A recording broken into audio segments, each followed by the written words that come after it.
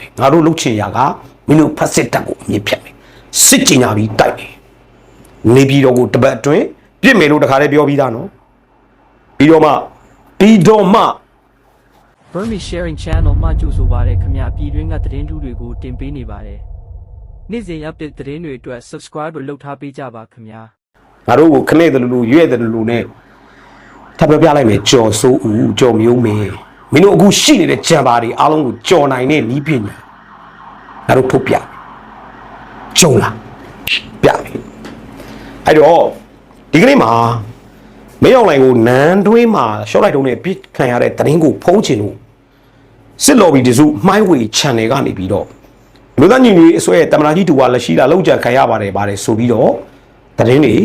ကောလာဟာလာတွေဖြန့်နေတယ်လုံးဝမဟုတ်ပါဘူးတမနာတူကလက်ရှိလာကြမ်းကြမ်းမှရှိပါတယ်ဘာပြဿနာမှမရှိပါဘူးတပြီးတော့စိတ်မကောင်းစရာသတင်းစစ်တပ်ကကောင်းကြီးနားထောင်အောင်တချိန်ကမင်းတို့နေကြားဆောင်တဲ့ဘုံမူကြီးမင်းတို့မေးအောင်လိုင်းကိုတိုင်းပွဲရူးခုံတူးတွေပေးခဲ့ပါတယ်ဆိုတဲ့ကောင်းလေးကိုကံပြည်သူစစ်ခေါင်းဆောင်မြည်မိသားစုဝင်17ဦးကိုဒီနေ့တရုတ်နိုင်ငံကဖေဒန်ချလိုက်တယ်အဲ့ဒီမိသားစုဝင်တွေထဲမှာချမ်းခံရေးပါတီအမတ်ဖြစ်ခဲ့မှုတဲ့လူတော့ပါတယ်ဘာပြောချင်လဲညီလျှောက်ချမ်းကကိုတတ်သိသွားတဲ့ကောင်ကြားဖြန့်ခိုင်းကောင်းဆောင်ကျန်းဖို့ပါတီကိုကန့်ဒေတာရဲ့လွတ်တော်အမတ်ဖြစ်ရွေးကောက်ခံခဲ့ရတဲ့ကောင်မြန်မာစစ်တပ်ရဲ့ကိုကဲမှုအောင်တာဝန်ထမ်းဆောင်မှုတဲ့ကိုကန့်နယ်ကြားစောက်တဲ့ခေါင်းဆောင်အပအဝင်ညီမိသားစုတရားခံ19ဦးကို10လစစ်ပြီးတော့ဒီနေ့သိဒဏ်ချတယ်ရမ်ကျိမ့်ရှိဖူချင်းစစ်အပအဝင်9ဦးနှစ်ဆိုင်ငတ်ထောင်နဲ့နှစ်နဲ့တည်တယ်လောချမ်းချမ်းချိုးစစ်အပဝင်17ဦးကိုထောင်နဲ့တသက်ပိဝိကျွင်းချမ်းကြည့်အပဝင်12ဦးကိုထောင်နဲ့9နှစ်ကနေ24နှစ်အဲ့တော့ညီရှောင်းချဲရဲ့သားတွေဖြစ်တဲ့မြီးတွေဖြစ်တဲ့တီတီမောင်တို့ဝေကောချမ်းတို့ဝူဟုံမေတို့ဝူစိန်လုံတို့ဖူရင်ပင်းတို့အပါဝင်17ဦးသေတယ်အဲ့တော့မင်းတို့ကိုးကွယ်နေတဲ့မင်းအောင်လိုက်စစ်ပူကျုံနဲ့ကြန့်ခိုင်ရေးကားကောင်းတွေလွတ်တော်အမတ်ဖြစ်မြောက်စားတတိဓမ္မသုဓမ္မရာဇာဘာညာတရကကလီကဝစုတွေဂုံတူးအောင်စုတွေပွေးဒီဒီကိုဆရာတော်ဘုရားကြီးကိုယ်တိုင်အလူငွေလက်ခံနေပြည်တော်ကစမိုင်းလေးဗုဒ္ဓကြီးတည်ခဲ့တဲ့ကြားဖြတ်ပတ်စံနေနဲ့တည်ခဲ့တဲ့ဘုရားတာကကြီးအခုတရုတ်ပြည်မှာသေတံပေးလိုက်ပြီးဘာအတန်ထွက်ရဲလဲရောက်တယ်တိတ်မကြခင်မှာလဲICJ တရားရုံးမှသည် ICC တို့သွားဖို့လမ်းကြောင်းတွေဖြစ်နေပြီ ICJ မှာဒီကနေ့အမိန့်ချမယ်စစ်တပ်ကကောင်းနေအကုန်လုံးကြိုးစင်တက်နေမဲ့လမ်းကြောင်းကြီးတစ်ခုပေါ်ပေါက်လာပြီရှင်းနေရိုဟင်ဂျာဘင်္ဂလီအစ္စလမ်ဘာသာဝင်တွေအားလုံးကိုလူမျိုးတုံးတပ်ဖြတ်တယ်မတရားလုပ်တာစစ်တပ်ဖြစ်တယ်ဒါတွေမကသေးဘူးဒါကရိုဟင်ဂျာတွေပေါ့သူတို့ခေါင်းဆောင်တွေသူတို့ရဲ့ပတ်သက်သူတွေကICJ တရားရုံးမှာတရားစွဲလို့ဖြစ်လာတဲ့ပြဿနာနောက်ထပ်လာမှာကကရင်ခေါင်းဆောင်တွေကကရင်မျိုးနွယ်စုကိုတပ်ဖြတ်ခဲ့တာဘုံကျဲခဲ့တာတွေအတွက်ကရင်လူမျိုးတွေထိုင်းနိုင်ငံကိုထွက်ပြေးနေရတဲ့အတွက်ကရင်လူမျိုးတွေဆွဲမဲ့လူမျိုးတုံးတပ်ဖြတ်မှုကချင်လူမျိုးတွေဆွဲနေမဲ့လူမျိုးပြုံးတပ်ဖြတ်မှုနောက်ဆုံးဗမာစကိုင်းတိုင်းမကွေးတိုင်းတွေမှာရွာလုံးကျွတ်မီးရှို့မရင်းချင်းတပ်ဖြတ်တဲ့ဗမာလူမျိုးစုကိုဗမာစစ်တပ်ကလူမျိုးတုံးတပ်ဖြတ်တဲ့မင်းအောင်လိုက်အိုနာကြိုးကန်းမသိမရှင်ဖြစ်လို့တရင်ကိုဖုံးချင်လို့မြို့သားညီကြီးအစိုးရရဲ့တမနာကြီးလုံးချန်ခံရတယ်ဆိုပြီးမြို့တရင်မှာဖြန့်နေတာမရှက်ဘူးလားနောက်တစ်ခုကြော်မျိုးမင်းဒါလေနန်းတွင်းကိုရှော့လိုက်တုံးနဲ့ပြစ်တဲ့နီးပညာလှောင်တယ်လို့ရီတယ်လို့ခနဲ့တယ်လို့နဲ့မင်းအောင်လိုက်ရှိတဲ့နေရာကိုဘလို့တီးပြီးပြစ်တာလဲတဲ့တဲ့ထိရဲ့လားဆိုတဲ့ကောင်းတွေတခါလဲစစ်ကြင်ညာမယ်မင်းတို့နေပြည်တော်ကိုဒီတစ်ပတ်အတွင်းပြစ်မယ်ချမ်းပါတွေအကုန်ဖွင့်တာရန်ကုန်မန္တလေးအမြန်လမ်းသစ်လမ်းဟောက်ပိတ်ချမယ်တောက်ကြနေ့မှာနေပြည်တော်ကပြန်တဲ့ဝန်ထမ်းတွေတိုင်ငွေတွေတနင်္ဂနွေနေ့မှာရန်ကုန်ကနေပြည်တော်ပြန်လာတဲ့လူတွေအကုန်ခီးစင်တွေဖြတ်တာမေယုံရှိနေဒီကနေ့ဇန်နဝါရီလ29ရက်2026မှာ နေပြီးတော့ကိုပြစ်မယ်လို့လူမျိုးကျော်စိတ်ခေါ်တယ်နော်ကျော်မျိုးမင်းတို့လိုလေးလုံးထွားပြီးတော့စစ်တပ်ဘောမှာတရင်လေး6ပြောနေတာမဟုတ်ဘူးလူမျိုးကျော်တို့ကပြောရင်ပြောတဲ့အတိုင်းလုပ်တယ်တော်လိုင်းရေးရဲဘော်တွေငါတို့တော်လိုင်းရေးရဲဘော်တွေကိုငါတို့ရှုံတယ်နေပြီးတော့ကိုပြစ်မှာနော်ဂျမ်ပါတွေကုန်ပွင့်တာစစ်ကြင်ရတယ်တခါလေဆိုတော့ဘာတော့ဒီစကားကိုငါပြောနေလဲဆိုတော့ပြောပြမယ်နင်တို့ငါပြောပြမယ်နန်းဝင်းကိုမင်းအောင်လိုက်လာပြီးရရချီမယ်နန်းဝင်နန်းဆောက်နဲ့မင်္ဂလာတရားကိုတည်င်းအတိကြရတာတည်င်းကိုအတိကြရတာအဲ့ဒီတော့မင်းကုန်းဘက်ကနေရှော့လိုက်တုံးနဲ့ပြစ်တယ်ဒီရှော့လိုက်တုံးကဘလောက်ကွာဝေးပြစ်နိုင်မှာလဲမင်းတို့ PDF ရဲ့နီးပညာကိုရုရှားတို့အမေရိကန်တို့ကတော့ဝယ်မလို့လို့ဘာလို့လို့ဆိုပြီးတော့ခနဲ့တလူလူရွဲ့တလူလူမယုံတလူလူနဲ့ပြောတယ်ကြော်မျိုးမင်းကိုဒီနေရာကနေလူများကြော်စိန်ခေါ်တယ်မင်းတကယ်ပေါက်ရောက်တယ်ဆိုရင်တကယ်ကိုအရေးချင်းရှိတယ်စစ်တပ်ကိုပြောနိုင်တယ်ပြောလို့ရတယ်ဆိုရင်ကြော်စိုးဦးလေးဒီတိုင်းပဲမင်းတို့တွေကိုစိန်ခေါ်တယ်ပေါက်ကိုတော့လည်းဒီလိုပဲမင်းတို့တွေကိုစိန်ခေါ်တယ်ပြောလို့ရတယ်ဆိုရင်မင်းအောင်လိုက်ဂျမ်ပါကားတွေနဲ့ဘယ်နေရာသွားနေလဲဆိုတဲ့သတင်းအတိအကျရနေတယ်သို့တော့စိန်ခေါ်လိုက်မယ်မင်းတို့ဂျမ်ပါကားယူသွား4မိုင်ပတ်လေလုံခြုံရေးချတာငါတို့သိတယ်တတိရှိတယ်ဆိုရင်စစ်သားဖြစ်ပြီးမင်းအောင်လိုက်စစ်ဗိုလ်ချုပ်တတိရှိတယ်ဆိုရင်ကျွန်တော်ဘယ်နေရာကိုသွားမယ်ဆိုပြီးတော့တိုင်းပြည်ကိုကြီးညာပြီးသွားရလားအဲ့သွားတဲ့နေရာကိုငါတို့ရှောင်းပြင်မယ်ဂျမ်ပါကားတွေအကုန်ယူသွားရှိတယ်မတိုက်ရင်3ရင်4ရင်ခေါ်ပြီး4မိုင်ပတ်လေအကုန်ပိတ်တာငါတို့ရှောင်းပြင်မယ်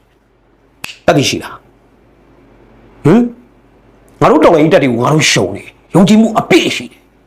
နီးပညာဆိုပြီးတော့ထပ်ပြောဦးမယ်အဲ့လိုပြလို့ရတဲ့နီးပညာရှိရလားဆိုတာမယုံဘူးဆိုရင်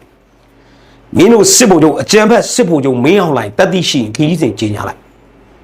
ဂျမ်ပါကားတွေယူသွား4မိုင်ပတ်လေလုံုံကြီးချတာငါတို့ရအောင်ပြပြမယ်စိတ်ခေါ်တယ်လောင်းမလားချမလားတော်မျိုးမင်းနဲ့တကွစစ်ယုံချုပ်မဟာလာနေပြီးတော့စစ်ယုံချုပ်ကဒီသတင်းကိုကြည့်နေရင်စရဖကကြည့်နေရင် SP ကကြည့်နေရင်ခင်ဗျားတို့ report တင်လိုက်ပါ report တင်လိုက်ပါနေပြီးတော့ကဂျမ်ပါရှိသမျှဂျမ်ပါတွေခင်ဗျားတို့အကုန်ဖွင့်တာအေလာလေစိတ်ကစီလောင်ကန်ရဲ့အကွာအဝေးကိုမသိဘူးမတင်နဲ့ဘယ်နေရာကပြင်းကီလိုမီတာဘယ်လောက်ရှိတဲ့အထိကျုပ်တို့အကုန်သိတယ်နီးပညာမင်းတို့ PDF တွေရဲ့နီးပညာဘာဖြစ်တယ်လို့ညာဖြစ်တယ်လို့ခနဲ့နေတဲ့ကောင်းတွေအတွက်ဒီနေ့ကစပြီးမင်းတို့နေပြီးတော့အရေးပေါ်အသင့်ပြင်တာပါရှိတဲ့ဂျမ်ပါတွေအကုန်ဖွင့်ပါငါတို့ဒီတစ်ပတ်အတွင်းနေပြီးတော့ပြစ်မယ်မယုံမရှိနဲ့နောက်တစ်ချက်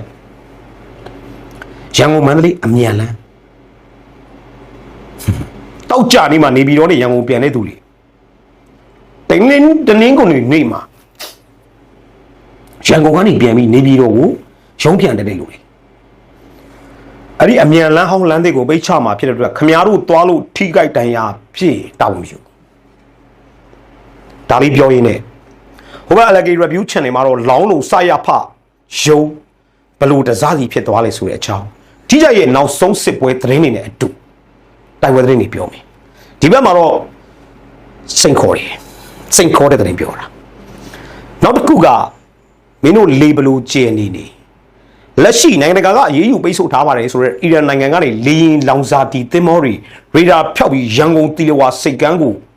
ရောက်နေတာကိုငါတို့မသိဘူးထင်ဘူးလားဒါနဲ့ပတ်သက်ပြီးအမေရိကန်အစိုးရကိုဒီနေရာကနေသတင်းစကားပါပါတယ်လေစီတင်သွင်းနေတဲ့ဟာအီရန်နိုင်ငံကဖြစ်ပါတယ်ဂျားတွေကပွဲစားဟာပါကစ္စတန်နိုင်ငံဖြစ်ပါတယ်အမေရိကန်နိုင်ငံကတိတိကျကျအရေးယူပိတ်ဆို့ထားတဲ့ရေနံကိုမြန်မာပြည်ကစစ်ဗိုလ်ချုပ်မင်းအောင်လှိုင်ဝယ်နေတယ်ဆိုတဲ့အကြောင်းအမေရိကန်အစိုးရအဖွဲ့ကိုကျွန်တော်တို့ပြောပါတယ်ရှင်းတယ်နော်ကျွန်တော်တို့မလုပ်ကိစ္စမလို့ရှင်းငါတို့မသိဘူးမထင်နဲ့မင်းတို့ရှိနေတဲ့သတင်းလက်တံဆိုတာငါတို့အိတ်နေတယ်လို့ပဲရှိတယ်မင်းတို့ဒီလိုဟာစိတ်ကန်းကိုအီရန်ကဝယ်တဲ့လေရင်စီတဲ့လမ်းကြောင်းဘယ်ကလာလဲပြောအောင်မလားဘင်္ဂလားဒေ့ရှ်ကနေဘင်္ဂလားပင်လယ်အော်ကနေပါကစ္စတန်ကိုဖြတ်ပြီးတော့ဝင်လာတာဘင်္ဂလားဒေ့ရှ်မဟုတ် sorry ခုနကပါကစ္စတန်ကိုဖြတ်ပြီးတော့ဘင်္ဂလားပင်လယ်အော်ကနေရန်ကုန်တီလဝါစိတ်ကန်းကိုဝင်လာတာအဲ့ဒီလေရင်စီတဲ့လမ်းကြောင်းဝင်လာတဲ့လေရင်တွေကိုဖြတ်တိုက်ရင်အမေရိကန် Navy တပ်ဖွဲ့တော်၎င်းအခြားသောအမေရိကန်တပ်ဖွဲ့တွေကဖြတ်ပြီးတော့သိမ်းယူလိုက်ရင်တော့ကိုဘွားကိုတို့ရ9နှစ်တာကာလလေရင်ဘုံကျဲတက်ဖြတ်မှုကြောင့်မင်းတို့မှာလေရင်စီအရန်လေရင်စီကုန်နေတယ်လေကုန်နေပြီဆိုတာလဲငါတို့မသိဘူးမထင်နဲ့တ ဒါကြောင့်မို့ဒီအပိုင်းမှာလူပြက်ကျော်ကလေရင်ခွင်းနဲ့လေချောင်းနဲ့ပတ်သက်တဲ့ကောင်တွေအကုန်အဖိတိုက်လို့ပြောနေတာဖြစ်တယ်လူပြက်ကျော်ပါဇက်ကအလကားမထုတ်စစ်တပ်တပ်မှာလေရင်စီအရန်လေရင်စီ3နှစ်ကနေ9နှစ်တိထားတယ်အခုမင်းတို့9နှစ်ပြည့်နေပြီမင်းတို့လေရင်စီကုန်နေပြီစစ်တပ်မှာကုန်တလောက်ဖြစ်နေပြီပြင်းညစ်လုံနေတယ်အဲ့ဒီတော့လေရင်စီကိုဘယ်ရောက်ဝယ်လဲဆိုတော့မနေ့ကပြောတယ်ပါကစ္စတန်ကနေဖြတ်ပြီးအီရန်စီကလေရင်စီကိုတည်ပြီးတယ်ပါကစ္စတန်ကပွဲသားနိုင်ငံပါကစ္စတန်မှာကစွန်းရတော့စိုက်လို့မရဘူးပါကစ္စတန်ကစားတော့ကုန်တွေကဘယ်ကတွင်းနေတယ်တရုတ်ကနေအေးခဲအသားငါးတွေအမဲသားတွေတွင်းနေတာနှစ်20လောက်ရှိပြီနော်အဲ့တော့ကြောင့်မျိုးမင်းအပါဝင်ကြောစူးပေါက်ကိုတော့မင်းတို့တတိရှိတယ်မင်းတို့ပေါက်ရောက်တယ်ဆိုရင်မင်းတို့ကိုးဝယ်တဲ့မင်းအွန်လိုင်းနဲ့ဗိုလ်ချုပ်တစုကိုတတိရှိရင်ခီးစဉ်ကြေညာပြီးတော့ကြိုက်တဲ့ဂျမ်ပါယူသွားပြီးတော့ကြေညာပြီးထွက်လာခဲ့လိုက်ပါလူရဲကြော်လေးတကွာတော်လန်ကြီးတက်တွေအားလုံးကစိတ်ခေါ်ပါတယ်ရှောက်အောင်ပြစ်ပြမယ်2026မှာမင်းအွန်လိုင်းနဲ့စစ်ဗိုလ်ချုပ်တစုအသက်ပြောက်စီဘူးငါတို့ဒီတပွဲမှာအားကိုထုတ်မှာဖြစ်တယ်ငါတို့အသက်တွေငါတို့ဘဝတွေအကုန်လုံးခွာချဆွတ်လို့ပြီးသားလူမြတ်ကျော်အကုန်လုံးဆွတ်လို့ပြီးသားလူမြတ်ကျော်ကိတ်တော့ပဲတော်လိုက်ရဲဘော်အပေါင်းရတယ်အားလုံးဆွတ်လို့ပြီးတခုတည်းသောအာတိတတန်တိတ်ထံကမင်းတို့ဖက်စစ်တပ်စစ်အာဏာရှင်စနစ်စစ်ဘီရိုကရေစီရန်ရနဲ့စစ်အရင်ရှင်လဝကြီးအုပ်စနစ်ကိုအပီးဖြူမှာဖြစ်တယ်ဆိုတဲ့အကြောင်းကျော်မျိုးမင်းကောကျော်စိုးဦးကောပောက်ကူတော်ကောဘောမနေတဲ့ကောင်သစင်ဦးအပါအကောင်ကောက်အကောင်မတွေအပါတခါတလေတစ်တော်မှာထထခဏတစ်ဖြုတ်ဘောမတဲ့သူတွေမကြံမင်းအောင်လိုက်စစ်ဗိုလ်ချုပ်စုကိုဒီနေရာနေကြီးညာတယ်အဲ့တော့မင်းတို့ကပြောမှာပေါ့လူမြတ်ကျော်ကိုဖမ်းမယ်တို့လူမြတ်ကိုစီကိုဖမ်းမယ်တို့ဘသူကိုဘလို့လုပ်မယ်မင်းပြောချင်ရပြောလုပ်ချင်ရလုပ်ဝတ်တော့စောက်ကြီးပဲငါတို့ကလည်းငါတို့လုပ်ချင်ရလုပ်မျိုးတက်ဖြတ်မှုဂျီနိုဆိုက်တွေငါတို့နောက်တစ်ဆင့်တက်နိုင်အောင်ကြိုးစားအောင်မယ်အဲ့တော့ဒီအချိန်မှာအိပ်ပျော်အိတ်ဟာထမင်းဝအောင်စားတာ2026မှာ2026မှာ